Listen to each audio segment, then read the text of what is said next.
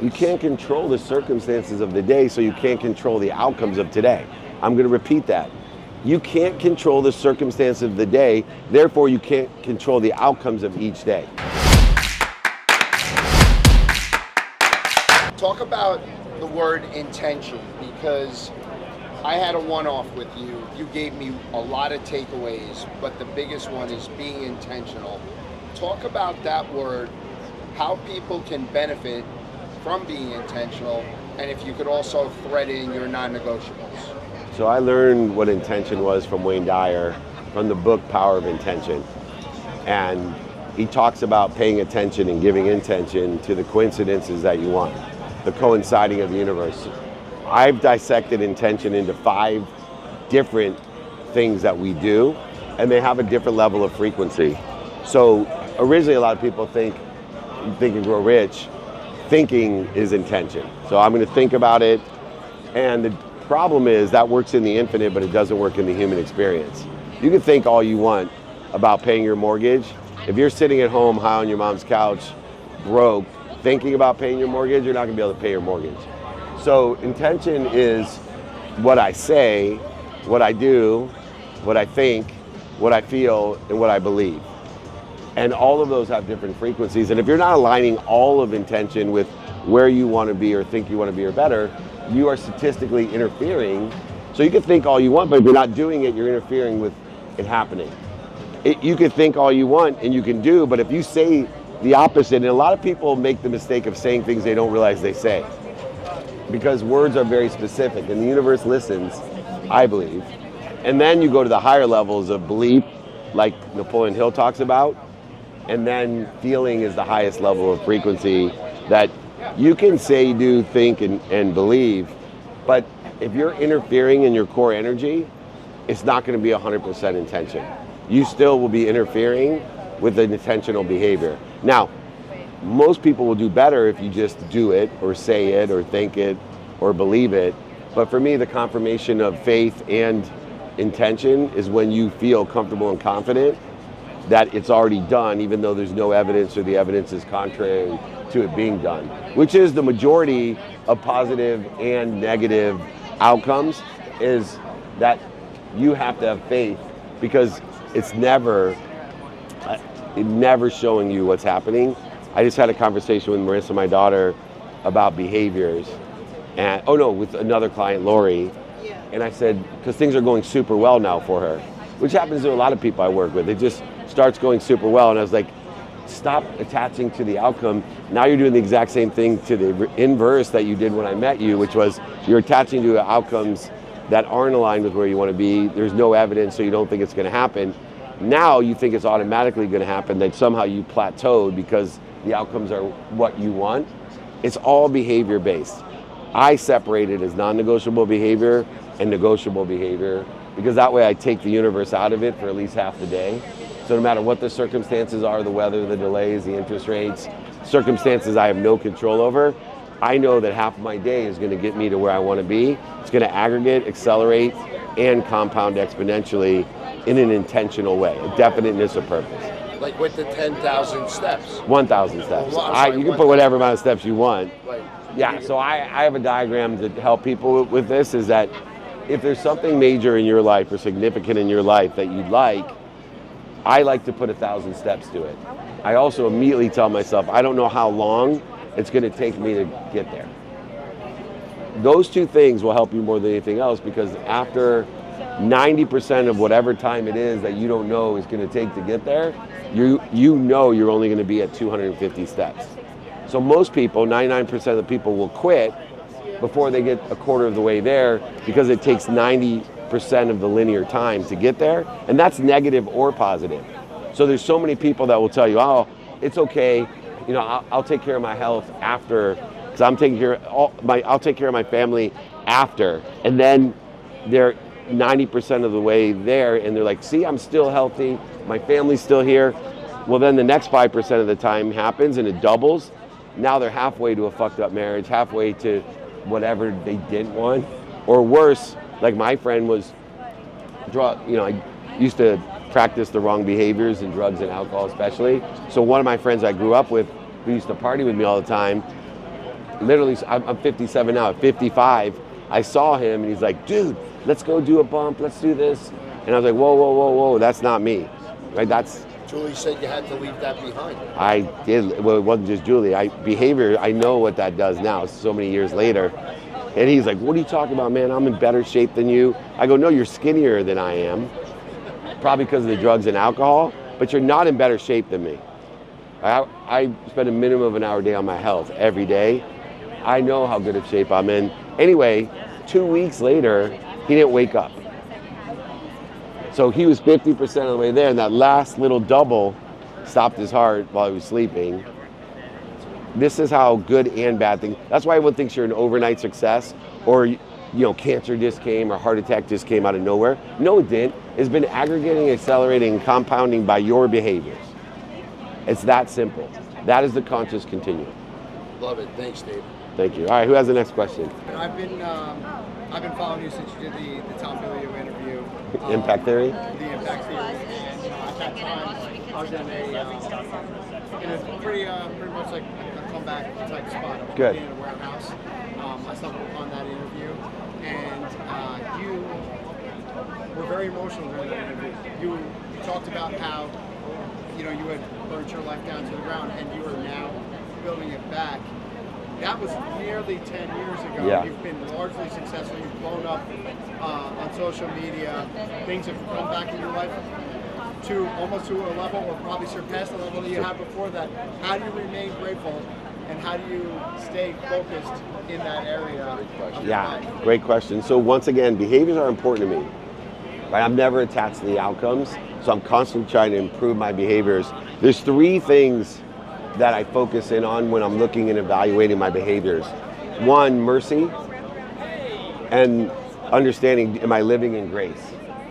So no matter how good things get again, I'll catch myself. Am I living in grace? Is there mercy? 2, humility. So, I love my favorite quote, you're either humble or you're about to be. And so every time, even in the death of my mom, I wasn't humble because I thought I could handle it. And I reminded myself, you're either humble or you're about to be. So shortening that distance. And then the other one, which is more in the human experience, which I think a lot of people, I didn't really understand because I was trying to be abundant, empower over 1 billion people to be happy, teach everybody, give everything. But there was a word that Napoleon Hill used that really resonated with me. So many people talk about mercy, so many people talk about humility, but a lot of people don't teach frugality. What is it? Frugality. Okay, frugal. Being frugal is different than being scarce. Being frugal is different than being scarce. Yeah, being efficient, not buying things you don't need to impress people you don't like. Even frugality and giving. People who give more than they get back are going to end up at 0. That's a zero-sum game. So there's actually frugality in the human experience of giving. And so as I look backwards, 18 years now, 10 years since you've seen me, and it's been exponential, right? We talked about the doubling effect. So, it took till about Tom Billio, that 10 years, I was 250 steps into this mission. Then it was another 5 years, and I got to 500 steps into this mission. Now, another 2.5 years where I am today, I surpassed where I was when I lost everything. Because of mercy, humility, and frugality, and focusing in on my behaviors. So the outcomes, I don't worry about the outcomes. They're not indicative of the behaviors and impact I'm going to have. So most of the times, the outcomes of today have nothing to do with where you're going to end up or better. Can you control the outcomes? In the long run, in the infinite, absolutely. But the thing you can control is... You can't control the circumstances of the day, so you can't control the outcomes of today. I'm going to repeat that. You can't control the circumstance of the day, therefore you can't control the outcomes of each day. You can aggregate through your behaviors, accelerate and compound your behaviors into outcomes or better because of circumstances. They won't be worse.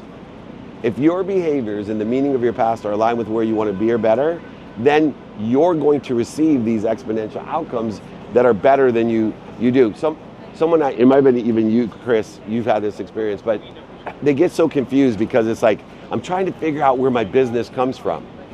And so I'm trying to take the clues, create patterns, make better choices to duplicate or scale. Well, they don't just come from the fact that you sent out an email blast or you posted a video. That has nothing to do with it. It's the aggregate of your behaviors in person, on the phone, via email and social media. I have had some of the biggest opportunities in my life, aggregate, but came from weird places. David, would you agree? Control versus direction. Direction, there is no control. There's only direction. Yeah, only one person has control, right? And that control, or surrender to that control, this is another thing people get confused about. They think it's a disposition, meaning shit happened bad, I'm gonna pray to God.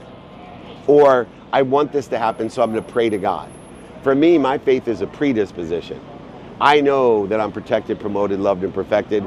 I live in humility that I don't know how the outcomes of today and the circumstances of the day are gonna get me to where I wanna be or better. In no world would I have told you, oh yeah, well, losing everything, including my mom's house, would be the biggest protection and promotion in my entire life.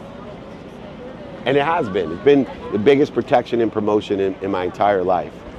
And I would have never known that, but I started to behave the way intentionally where I wanted to be or better. By what? Finding people that were already there and asking them what behaviors got you to where you want to be or better. Oh, Dave, I sleep really well. Oh, I spend a minimum of an hour on my health. Oh, I pay attention to my accounts and my finances every day. I study faith. I study relativity. I study time every day. Right? I started studying myself, and I started mirroring the behaviors of all of these great people that seem to have the same behaviors. Have you ever realized like the most successful people say the same shit in a different way? Yeah. Why do Including you. including me? And I take that as a huge compliment. When people tell me, oh, you know, that's what's the word when it's like so well known? It's like Mainstream? no, like so well known. That's just Axioma or something. yeah. I forget the word, darn it. But when something becomes so like the same saying, yeah, obvious, but there's a word for it. Yeah. Anyway, I'm like, yeah. There's a reason that is so well known because it works. Right? It works. So you've heard it a million times. Wonder why? Because that is something you should pay attention to. Just like simple things. For me, when I started leaning into simple things, because the simple things to do are simple not to do, and when I saw like some of the simplest things, like studying my sleep, having a sleep coach, or saying thank you is the easiest one. That kills me, right? Saying thank you will change your life. Everyone agrees. The biggest thought leaders, everyone. But most people won't do it tonight, tomorrow morning, or within 3 days. We'll all forget. I forget to say thank you sometimes. And it has an impact on my life to be what? Grateful. 3 criteria: mercy, humility, and frugality, and align my behaviors, my capabilities with those 3 things as I'm in this direction, as he said, right? A divine direction. Then I know how to make my detours divine too, by having a predisposition of faith. Boom! Can I say something? Yeah. As, They're free. As the podcast media world blows up. By the way, when you saw me on Impact Theory 10 years ago, I told Gary, who helped me, I was like, dude, podcast has blown up. There's 200,000 podcasts. Why would anybody start a podcast now? It's too late. Yeah. So even stupid. But I had joined you at your meetup in Princeton. Yeah. Last year. With Einstein. Yes. Yeah. And the interesting thought, the interesting takeaway for me was like you said that podcasts are great, but what are you doing to kind of build that foundation and grow it off the social platforms? And you had mentioned like doing something, whatever it may be. So I launched an event where I'm going to do my show live at a local theater. Very excited about it, but I have a new partner in a 501(c)(3). Do you think that it's beneficial for me to partner with that as a presenting sponsor, or should I go out and get something for profit? Okay, so there's a couple layers in this question. One, he's asking, how do I know who I should partner with? Then he's asking, should I make it for profit or not for profit? So, number one, we partner with people that have capabilities that we don't have and values that we do. I'll repeat that. You partner with people that have capabilities you don't have and values that you do. So if you don't align with your values, it's going to end up fucked up sooner or later. You hope it's sooner because it gets really expensive when it's later. And everyone's experienced this. So do an inventory of the capabilities necessary to get you to where you want to be. If those capabilities are your partner's capabilities, then I would say, and your values are aligned, yes, partner with them. When it comes to nonprofit and profit, in the early stages, this is my personal opinion, and it's more pragmatic in the human experience, I would much rather people make a shitload of money and give the money to existing 501(c)(3s, volunteer for existing 501(c)(3) that's relative aligned with what you think you want to start your 501(c)(3), instead of flailing and never raising any money and not making any, the whole thing never makes sense to me. People, I love their passion, I love their purpose. I want to start this, entrepreneurial thing for young people. I'm like, junior achievement exists. Right? I want to help the kids in Africa. Unstoppable for Gift exists. I want to help women. All the female quotient exists. Why don't you go volunteer, learn, and go make a shitload of money, give more money to that, learn some more, and then eventually start your own shit when you have a ton of money. Why would you waste your money and time on what already exists? And you don't know what you don't know.